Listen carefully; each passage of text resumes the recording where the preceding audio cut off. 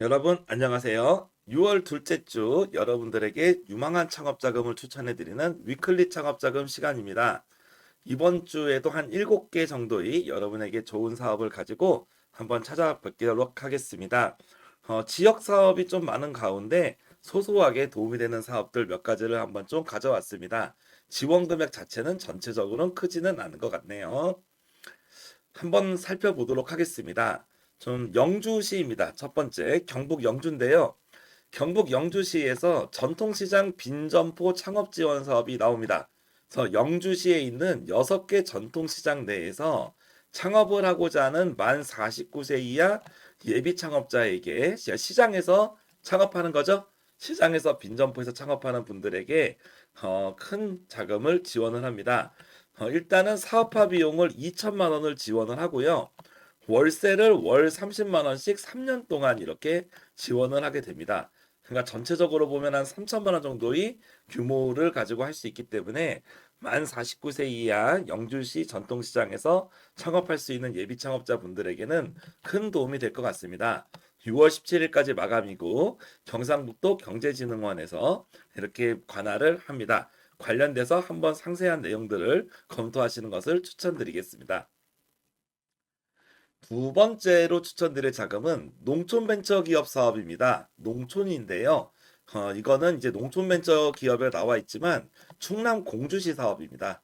그래서 충남 공주에서 농촌으로 이렇게 창업할 분들에게 자금을 지원을 하는데요.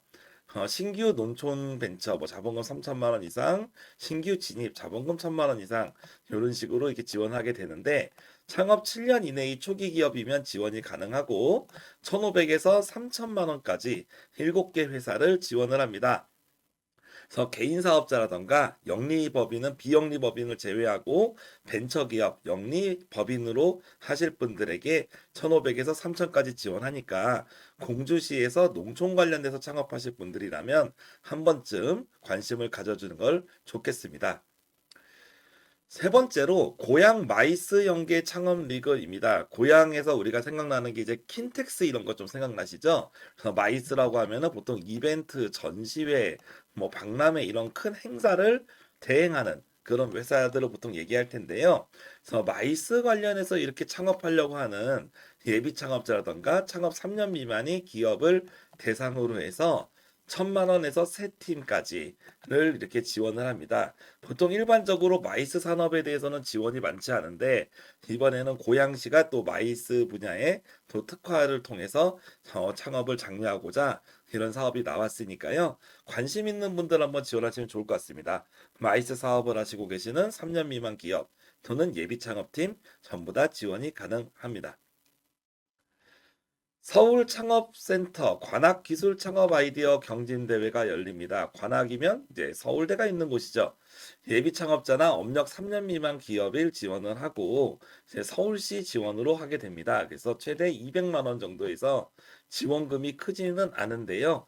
나중에 뭐 선정이 됐을 때 회사에 대한 이전 수수료라든지 아니면 마케팅비라든지 관련된 비용을 이렇게 지원하는 사업입니다. 그래서 지원 금액은 크지는 않지만 이런 이제 관악에서 기술 창업 아이디어 경진 대회가 열리니까 또 이런 대회에 나가서 내 아이템을 좀 검증받고 싶다는 분들은 한번 좀 관심 있게 찾아봐도 좋을 것 같습니다. 2024년 3차 희망 리턴 패키지 재창업 사업화 사업이 3차 모집을 합니다. 그래서 이 부분은 조금 중요한 것 같아서 저희가 일반 영상으로도 이번 주에 한번 다뤄볼 거예요. 왜 그러냐면 그 2,200만 원을 지원을 하고 폐업 예정인 소상공인 또는 재창업한 지 1년 이내 소상공인을 지원을 하는데요. 이게 1차, 2차를 거쳐서 이제 3차까지 왔습니다. 그렇기 때문에 이런 사업들 같은 경우는 우리가 흔히 사업을 봤을 때 두 가지로 봅니다. 하나는 외적인 경쟁률, 하나는 내부적으로 얼마나 준비된 창업가인가.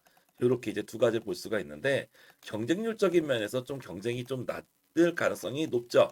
그렇기 때문에 아직 내가 폐업을 예정으로 하고 있고 곧 재창업할 기업이다. 아니면 재창업한 지 1년이 되지 않았다는 기업이라면 이번 기회를 좀 노려보시는 것도 추천드리도록 하겠습니다.